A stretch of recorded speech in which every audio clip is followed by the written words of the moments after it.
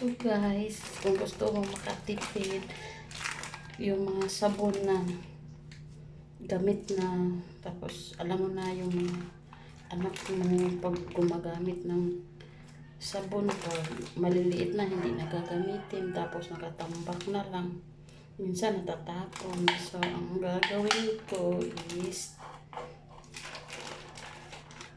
nilagay ko siya sa isang cellophane, pinaghalo ko sila, ito mga hilis-hilis na yan, pinaghalo ko kasi sayang naman kung itatapon siya.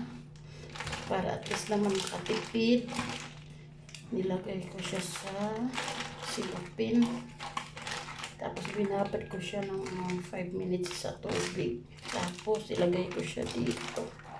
Yan. Yan. Tapos ang gagawin ko, ipaplat ko to siya. Yan.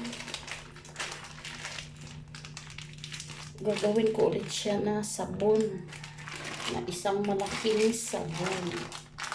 Yan. Tapos ipaplat natin, paghalo-haloin natin. Yan. Malambot na kasi siya kasi binabad ko na siya sa tubig. Puro dry na to, puro tira-tira na lang. Tapos binabad ko siya sa tubig kasi nahihinayang akong itapon. Tapos naisip kong ganito, pwede naman. Ayan. Pagkatapos tapos na.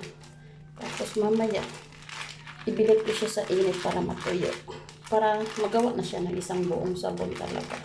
O tignan nyo guys. Oh, yan. So at least di na masasayang, magagamit ito. Yan. Iba-iba nga lang yung kulay. Yan. Patuyo natin sa sa init para titigas siya. Yan. Tapos bukas magagamit natin yan.